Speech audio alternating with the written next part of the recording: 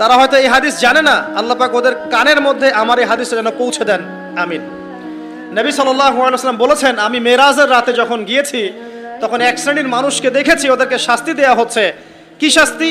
জাহান্নামীদের রক্ত এবং পুঁজ ওদেরকে খেতে দেয়া হচ্ছে। জিবরাইল আলাইহিস সালামকে জিজ্ঞাসা করা হলো যে এরা কারা? তিনি বললেন, এরা আপনার উম্মতের সেই সব ব্যক্তি যারা মাদকদ্রব্য সেবন করত। আল্লাহ রাব্বুল আলামিন তার হাবিবের মাধ্যমে জানিয়েছেন, যখন কোনো মুসলিম মাদক সেবন করে বা কোনো ব্যক্তি মাদক সেবন করে তখন 40 দিন তার নামাজ কবুল হয় না।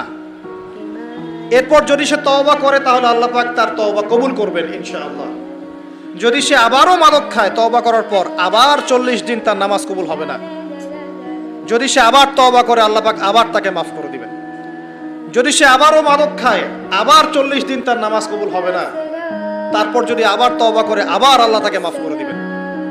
এরপরেও যদি সে আবার মাদক দ্রব্য সেবন করে, নবী সাল্লাল্লাহু আলাইহি ওয়াসাল্লাম বলছেন তাকে আল্লাহ রাব্বুল আলামিন পরকালে মৃত্যুর পরে তিনাতুল খাবাল পান করাবেন। তিনাতুল খাবাল। জিজ্ঞাসা করা হল, ইয়া রাসূলুল্লাহ, তিনাতুল খাবাল কি জিনিস? নবী সাল্লাল্লাহু আলাইহি ওয়াসাল্লাম উত্তর দিচ্ছেন, এটা হচ্ছে জাহান্নামীদের রক্ত, মাংস, এগুলো পুড়ে পচে যে রসটা বের হবে, এটা হচ্ছে